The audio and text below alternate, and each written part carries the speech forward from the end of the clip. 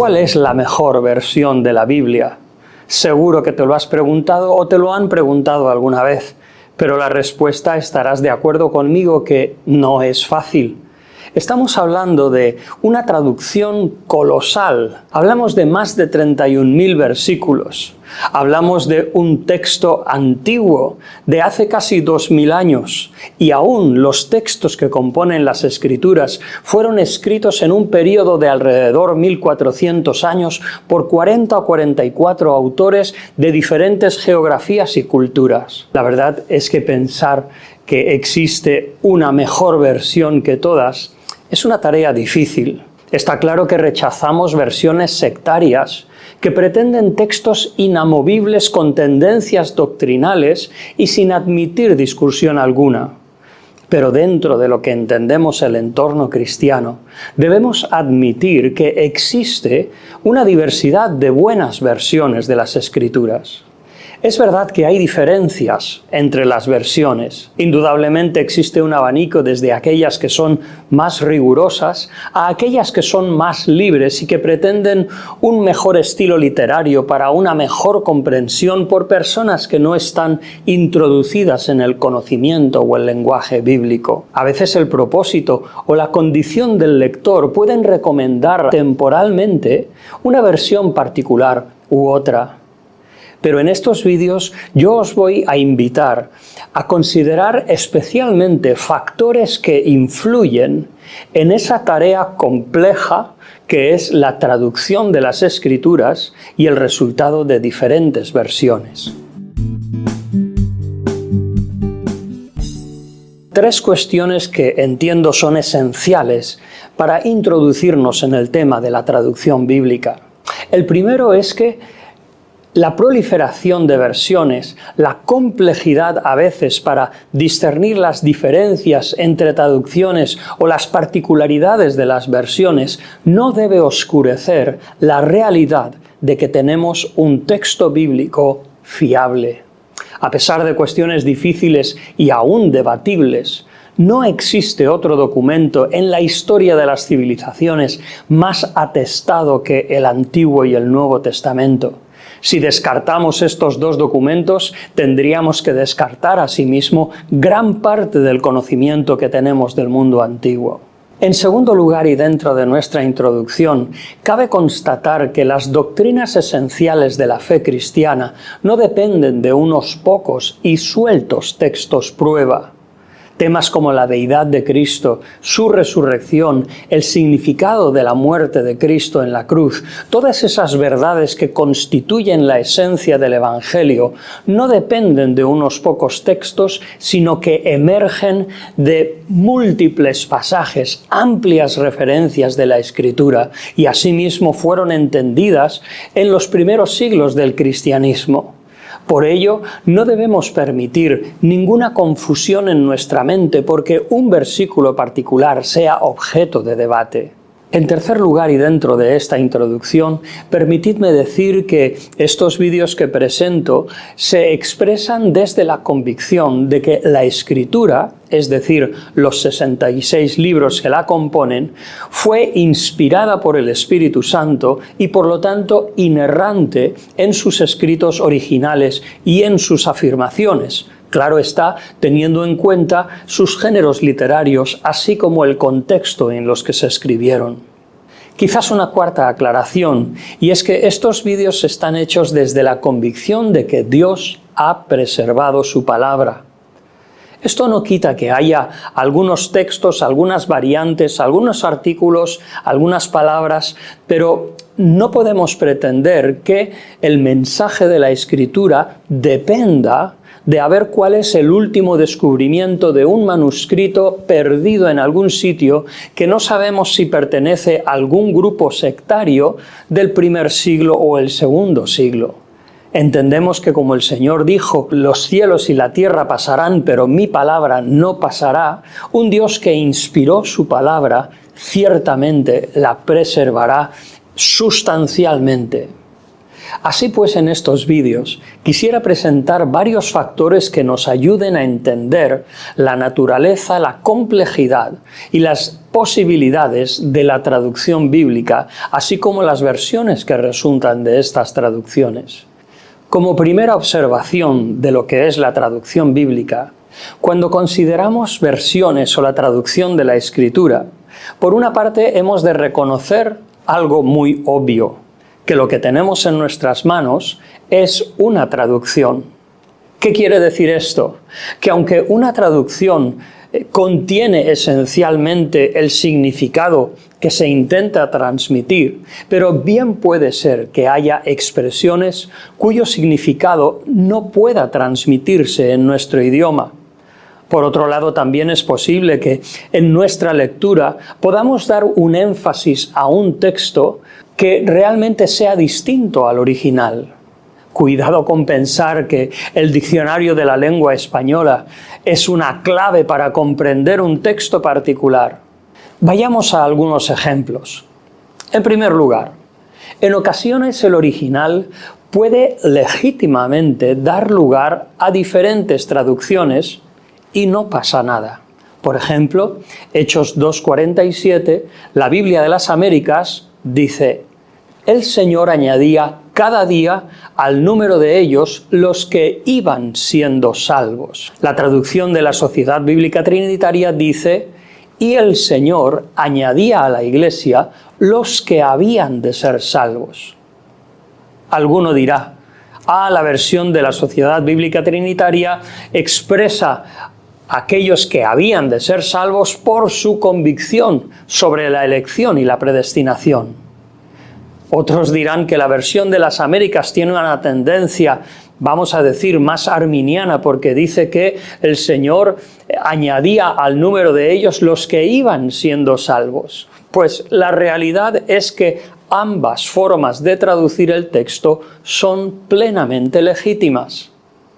Alguien que quiera defender o que quiera entender la enseñanza de la elección o la predestinación no tiene que depender de este texto particular, porque hay otros versículos en la Escritura, como por ejemplo Hechos 13:48, que expresa con claridad la presciencia de Dios y la elección de Dios, comillas, quienes estaban ordenados para vida eterna, creyeron, fin de comillas. O sea que la elección de Dios es una enseñanza que no solo se encuentra en Hechos 2:47. Así que en ese texto particular que mencionábamos al principio, ambas traducciones son legítimas. Segundo ejemplo de los factores que afectan o influencian la traducción de las Escrituras. En otras ocasiones, la traducción de una palabra se traduce de forma diferente para ayudar al lector, pero la palabra es la misma. Un ejemplo positivo y quizás sin demasiado peligro de suspicacias lo encontramos en Santiago capítulo 1. Dice así: hermanos míos, tened por sumo gozo cuando os halléis en diversas pruebas. La mayoría de versiones en castellano dice. Sin embargo, cuando dice nadie que sea tentado diga que es tentado por Dios, unos versículos más adelante. La realidad es que el texto original, la palabra es la misma, peirasmon. Entonces, sí, nosotros podemos hacer un énfasis en que Dios no tienta al mal a nadie. Hay una tentación que es una inducción al mal. Pero en el original, la palabra que es tentación o prueba es la misma palabra.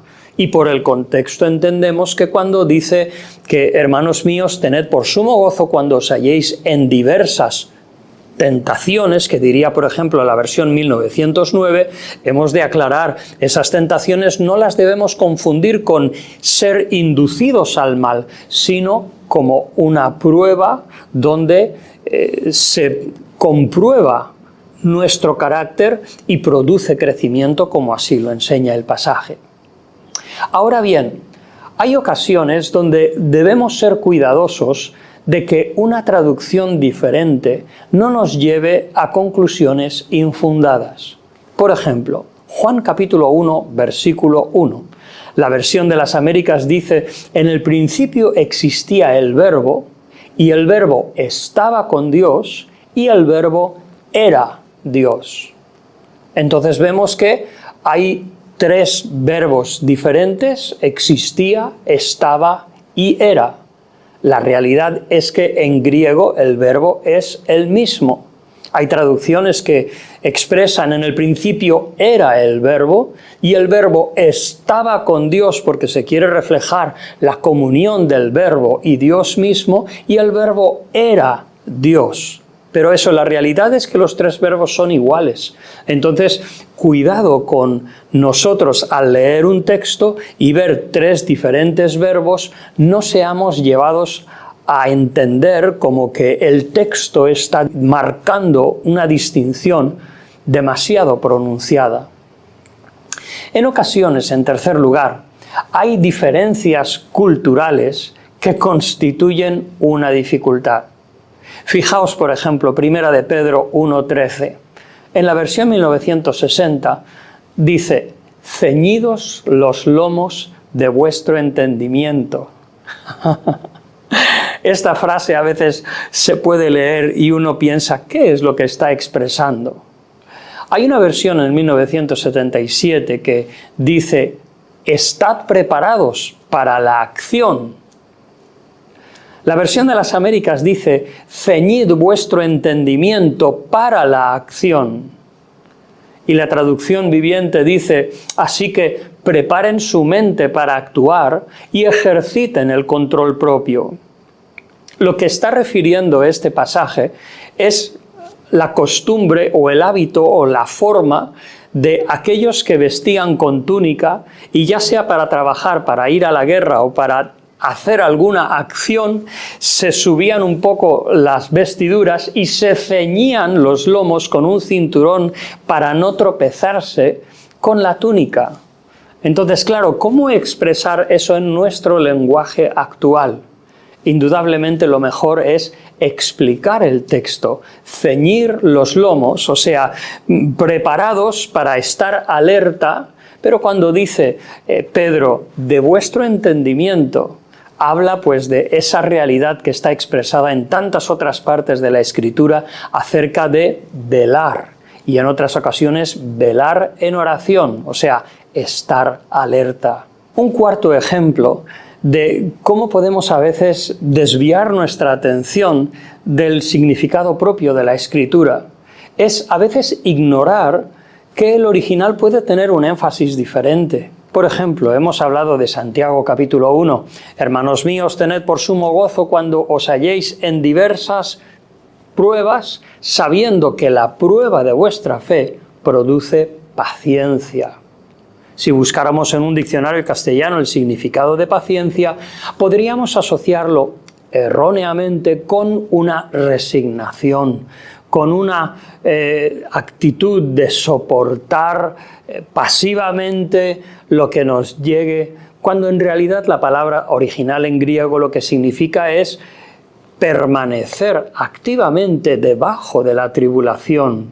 Lo podríamos traducir como tenacidad o como relacionarlo con perseverancia. Otro factor que tenemos que tener en cuenta cuando leemos una traducción es que muchas veces los traductores o las versiones introducen ayudas de traducción. Es decir, son elementos que no están explícitamente en el original, pero se han añadido para ayudar a comprender la lectura.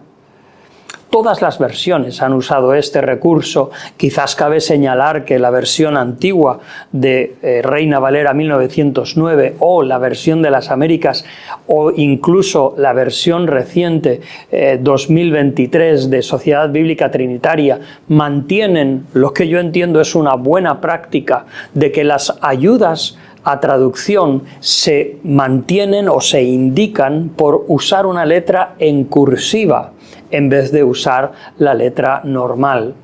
En la Biblia de las Américas, Juan capítulo 1 versículo 6 dice que vino al mundo un hombre enviado por Dios, cuyo nombre era Juan.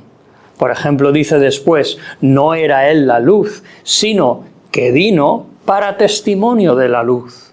Entonces, esas ayudas de traducción escritas en cursiva nos indican que no están explícitamente en el original, pero que son ayudas para su comprensión.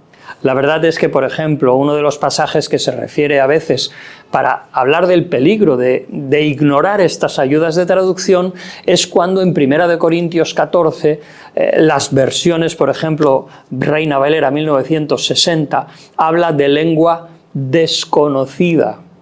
Ese desconocida en realidad no está en el texto original, es una ayuda de traducción o aún podríamos decir una interpretación. Hay otros ejemplos que nos podrían hablar de esta interpretación que a veces tiene lugar en la traducción. De hecho, un pequeño paréntesis, a veces se ha dicho que es imposible la traducción sin una interpretación. Pero bueno, Primera de Tesalonicenses, capítulo 4 y versículo 4, cuando el apóstol Pablo dice que la voluntad de Dios es vuestra santificación, que os apartéis de fornicación. Y continúa en el versículo 4 diciendo que cada uno de vosotros sepa tener su propia esposa, dice en la versión Reina Valera 1960, en santidad y honor. En realidad, la palabra que está detrás de esposa es skeuos. Es una palabra que no es la palabra de esposa, sino es la palabra que significa literalmente vasija o vaso.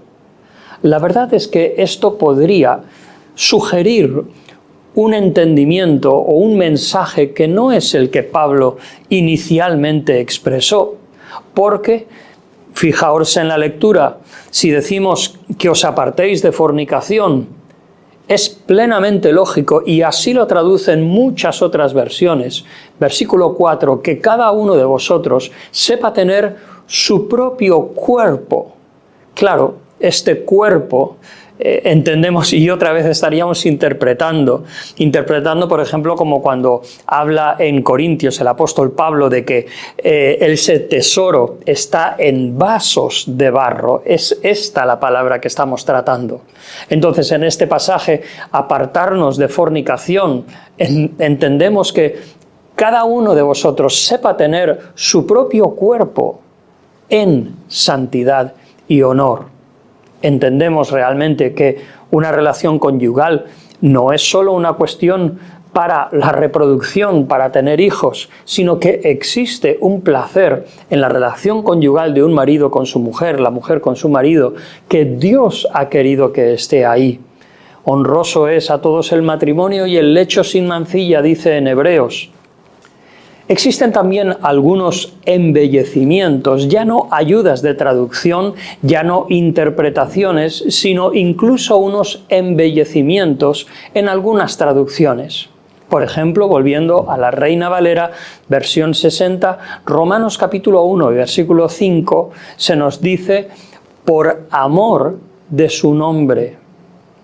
Este versículo, cuando dice por amor a su nombre y continúa diciendo por quien recibimos la gracia y el apostolado para la obediencia a la fe en todas las naciones, otra vez por amor de su nombre, este por amor de, quizás puede que sea que cuando Casiodoro de Reina tradujo este texto tenía en mente pues ese ambiente del amor de Dios buenamente típico en su entorno piadoso, pero realmente no está en el original griego, sino que es por su nombre, o como traduce la Sociedad Bíblica Trinitaria, por causa de su nombre.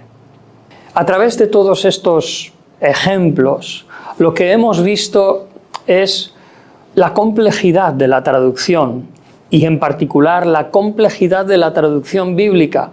En ningún caso se trata de grandes desviaciones o distorsiones de su significado, pero nosotros creyentes que a veces reflexionamos, estudiamos las Escrituras, es necesario que tengamos en cuenta esta complejidad para evitar caer en un énfasis o en conclusiones equivocadas por quizás no conocer el texto original.